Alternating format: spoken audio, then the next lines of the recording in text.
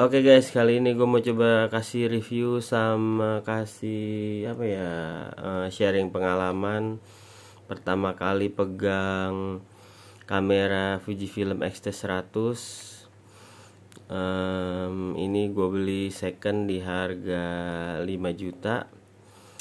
Dan pengalaman pertama kali pakai Fujifilm gue rasa cukup mengesankan ya. Mengesankan dalam arti ada hal yang nggak bisa ya gue prediksi sebelumnya. Kalau kamera ini secara review sebelum-sebelumnya yang ada di akun-akun YouTube atau TikTok itu aman ya, secara fungsi penggunaan, cara gambar gitu.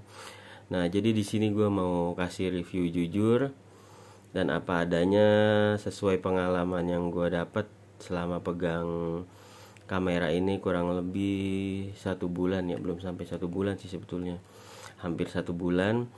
Pertama kali gue pegang kamera ini mungkin dari settingannya ini masih belum familiar ya, dibanding sebelumnya gue pernah pegang Canon dan Sony, enggak, settingannya tuh enggak seribet dan sedetail ini ya. Mungkin kalau buat pengguna baru itu, user yang baru megang kamera, mungkin ini enggak disarankan ya, karena settingannya benar-benar manual banget. Jadi buat orang yang baru pegang itu pasti agak ada kesulitan ya. Yang pertama, mungkin dari kelebihannya dulu ya. Dari kelebihannya di Fujifilm X100 ini yang gue rasain ya ringan. Terus bentuknya juga, desainnya itu bagus ya, timeless dan bagus sih memang. Jadi Fujifilm ini dari segi desain dia tetap mempertahankan desain dari kamera-kamera sebelumnya yang cenderung vintage atau klasik. Nah, terus yang kedua, untuk foto, dari segi foto memang bagus.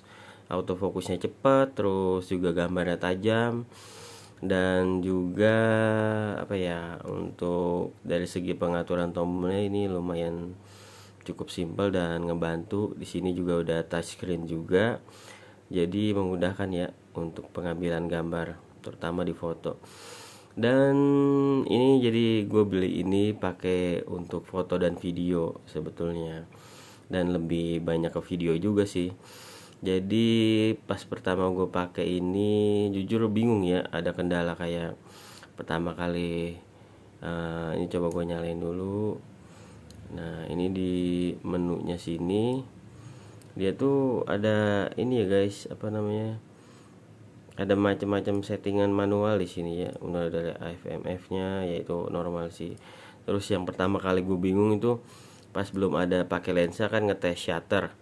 Pas ngetes shutter itu, gak mau shutternya ya, nggak mau, ketika dipencet foto atau video dia nggak mau jalan.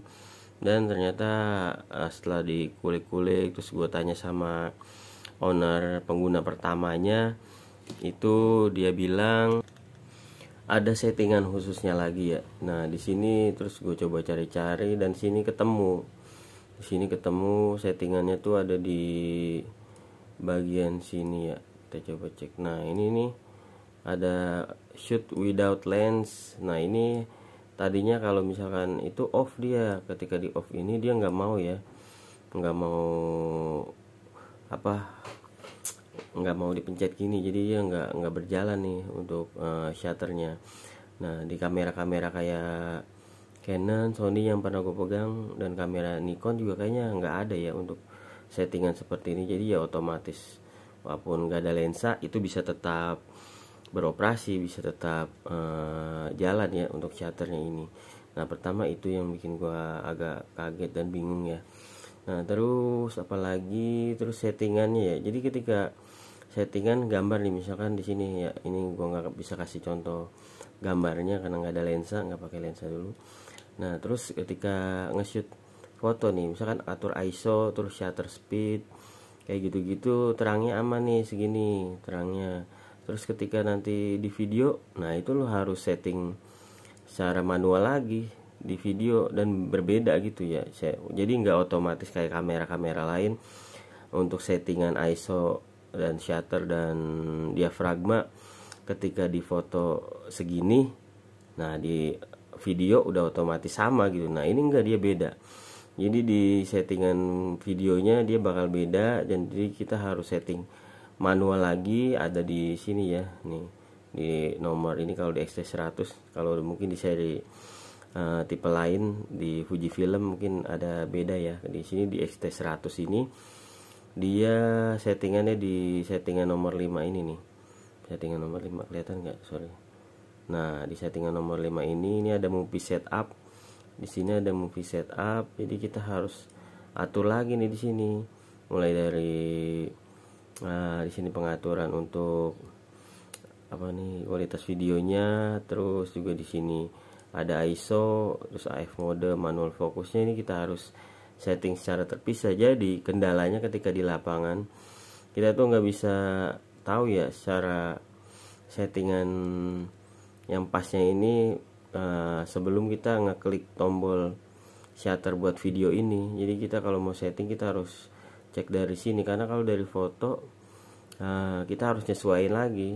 Nah itu menurut gue yang agak kurang simple ya. Di review-review lain juga gue belum pernah dapet review yang bahas soal hal ini ya, kelemahan dari Fujifilm ini.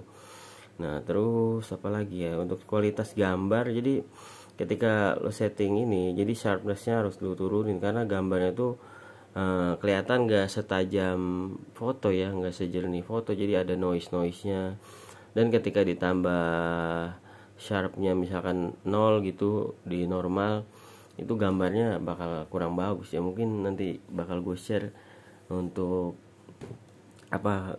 contoh gambarnya yang gue bilang kurang bagus ya.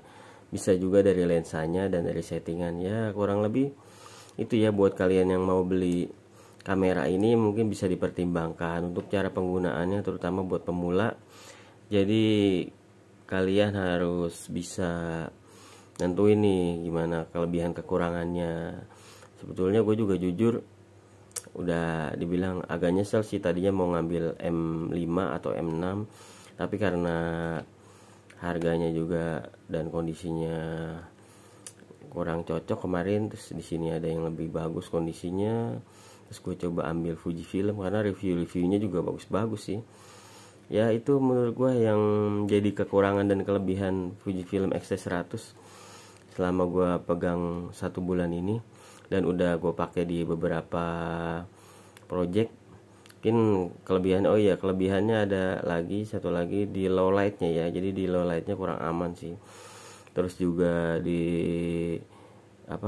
di ISO nya dia mentok di 200 kalau di settingan video, tapi kalau di foto sih masih bisa 100. Dan kemarin udah coba kalau misalkan over gitu, ketika kayak di dalam ruangan terus ada lampu yang bikin flicker, nah itu agak kesulitan juga sih di situ ya. Karena kan kita kalau misalkan mau lebih gelap ketika ISO-nya udah mentok, terus juga kita harus nyimbangin, kita mau naikin shutter, nah itu agak susah ya. Karena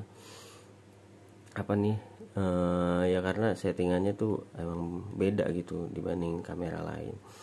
Ya mungkin segitu dulu ya. Kalau ada pertanyaan atau ada sanggahan dan lain sebagainya, mungkin beda pendapatnya atau kasih masukan soal penggunaan kamera ini, boleh aja ditulis di kolom komentar, atau coba kasih pembahasan yang lebih bisa bermanfaat buat yang mau mutusin buat ambil kamera ini. Oke, segitu aja untuk review kamera X-T100 kali ini. Mudah-mudahan nanti bisa gue upload lagi untuk hasil-hasil kamera X-T100 ini. Kalau kalian mau beli, coba pertimbangkan lagi ya guys. Terima kasih.